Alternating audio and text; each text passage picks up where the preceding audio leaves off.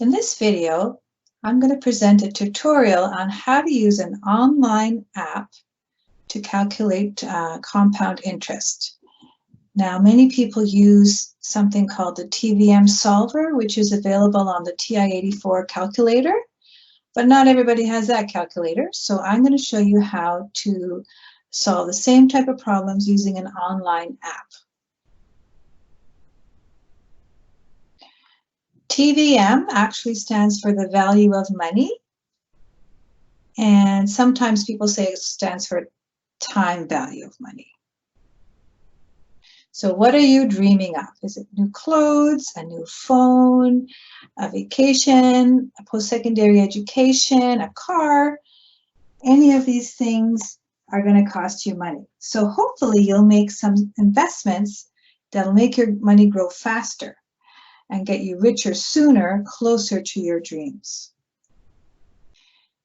There are two types of interest. This video is about compound interest, but to really appreciate compound interest, we need to talk about simple interest first. So simple interest, the formula is interest equals principal. So this is what you're depositing. And the rate, your interest rate has to be a decimal. And the amount of time that you're investing in, that has to be in years. So just to quickly review how to convert a rate into a decimal. So let's say your rate is 2.5%. Percent means divide by 100. Since there are two zeros in 100, that's the same thing as moving the decimal over two places to the left to make the number smaller. So that works out to 25 thousandths. So quick example, let's say grandma left you $200. She gave you $200 for your birthday. And how much is that going to be worth in 5 years? So interest equals principal times rate times time. So that would be the $200 that grandma gave you times the rate, which we said is 0.25 or 25 thousandths times 5 years. And that works out to $25. So in total, what you'll have at the end of the 5 years is the $200 you started with plus the $25 for a final amount of $225. Now, even better is compound interest, because there you earn interest on your interest. And it has the idea of compounding periods, which are how often the interest is calculated and awarded to you per year. So how do these compounding periods work? Well, annually means you'd get your interest paid to you once a year, semi-annually twice a year, quarterly 4 times a year, monthly there are 12 months in a year, so that would be 12 times. I'm going to skip over to weekly. There are 52 weeks in a year, so you get your interest paid out to you 52 times a year. Now, bi-weekly means every 2 weeks. So half of 52, that's 26 if you're getting paid your interest every second week. And daily would be 365 times a year. The compound interest formula can be written different ways. You'll sometimes see it written with A. This is the accrued amount, or it's also called the future value. So what is the future value of the principal that you invest? P is principal, but it's also called present value. So it's what you start off with in your investment. R is the same as for the simple interest formula. It is the interest rate as a decimal. And N is the number of compounding periods, which we just saw in the previous page. And the exponent here, N is the compounding periods times the number of years. So let's look at an example. And before we even get to using the online app for TVM, let's see how we would solve a compound interest problem algebraically. So in this example, you have $10,000 and you're going to invest that at 2.5%. How much will it be worth in 8 years if the interest is compounded annually? So I've already got the formula written down for us. Future value is what we're trying to figure out. If we start with $10,000, so that's our present value, times 1 plus, we saw earlier that 2.5% is 25 thousandths. And since it's compounding annually, this means that n is equal to 2. There are 2 compounding periods per year. The exponent here then is 2, which is n times 8 for 8 years. This works out to 10,000 times 1 plus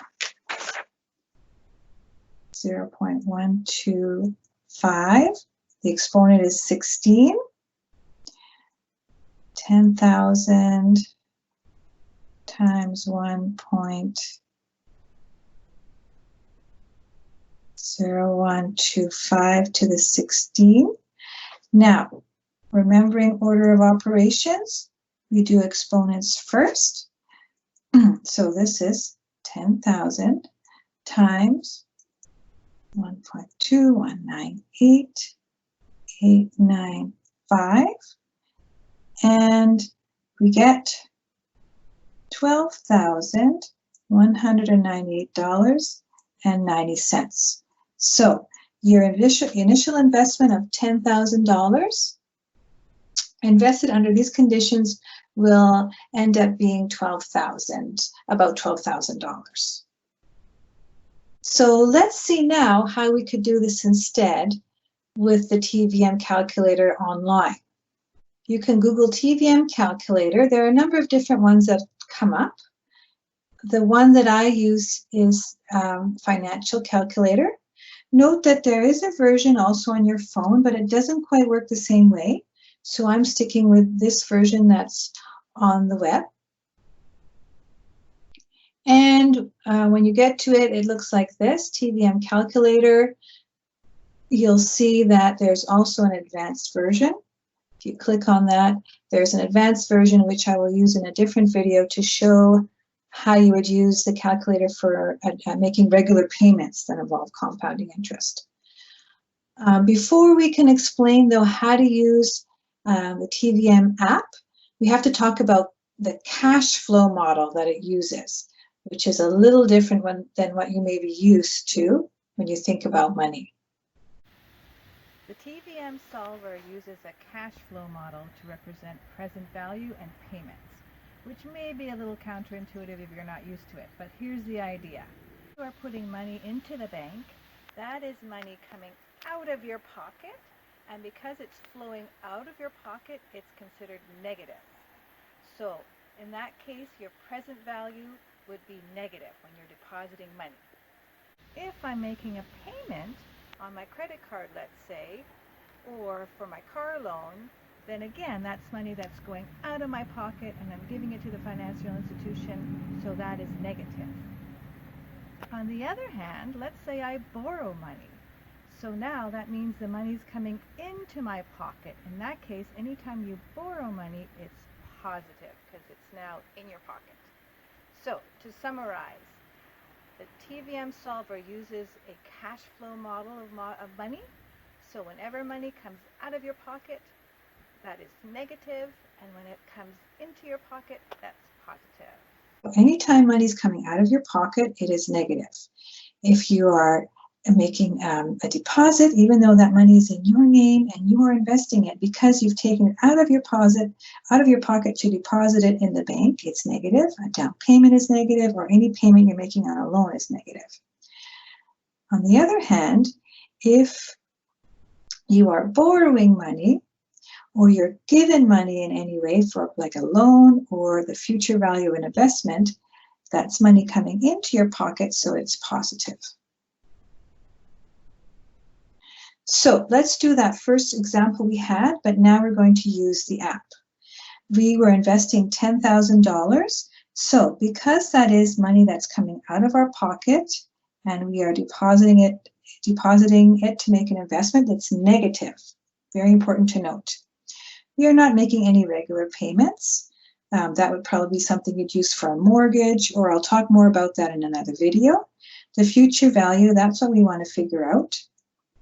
The rate we're given is 2.5%. Now here's where it's different than when we solve algebraically. Now for the online app, you just enter the percent as a percent. You do not convert it into a decimal. Just leave it as a percent. I'll talk about periods in a sec. Here, the compounding period are monthly and semi-annually. And the periods, this is how many times the interest will get paid out. So it's equal to n, the number of compounding periods, times the number of years. So in this case, because it's semi-annual, interest will be paid out twice a year for a total of 8 years.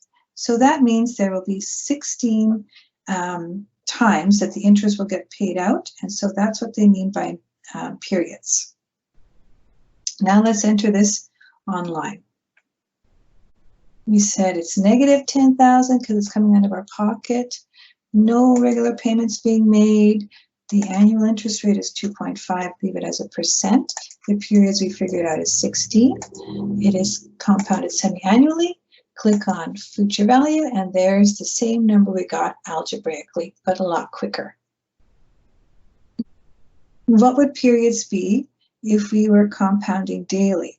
Well, here the periods would be, n in this case would be 365 times 8, the number of years, and that works out to 2,920. So, same question, but if we were to compound daily, what would we end up with? So if this were compounded daily instead of semi-annually, we would get actually more money. We would get $12,213.94. Next example, suppose you're dreaming of buying your own condo. You need a down payment of $40,000, and so far you've saved $25,000. At what rate, compounded semi-annually, would you have to invest your $25,000 at in order to be able to have that $40,000 down payment in 5 years? So the present value is money that you are going to invest. That's $25, but because it's coming out of your pocket, it's negative. You're going to invest it. There are no regular payments. The future value, well, we're going to invest it until it is $40,000. The annual rate, that's what we're going to try to figure out. And the compounding periods are going to be semi-annually, so we will change this to semi-annual. And the periods, again, this is the number of compounding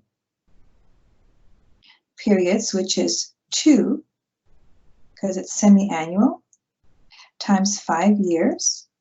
So the total number of periods is 10. The interest will be calculated 10 times in total. So let's enter that online. We start with 25,000, but it's negative. No monthly payments. We want 40,000 in the end. The periods we said are 10, and it's compounded semi-annually. So the rate we would need to invest our money at is 9.624. In this example, let's see how long it would take to go from $5,000 to $30,000 at an interest rate of 6.75% compounded daily. So again, you would have to invest the $5,000. It's coming out of your pocket. It's negative. There are no regular payments. The future value, we're going to invest it until it grows to $30,000. The annual interest rate is 6.75. Leave it as a percent. We are going to be compounding daily. The number of periods is 9,689.67. So remember that number. We're going to go back. So I'll just write that up here. Periods equals 9,689.67. But that is compounded daily. And we know that in 1 year, compounded daily, there are 365 payouts of interest. So how many years would that be? If we divide by 365 days in a year, that would work out to 26.54 years. So it would take about 26.5 years for your money to grow from 5,000 to 30,000 at this interest rate. In my next video, I'll show how to use the TVM Advanced Calculator, where we will look at compound interest problems involving regular payments. So stay tuned.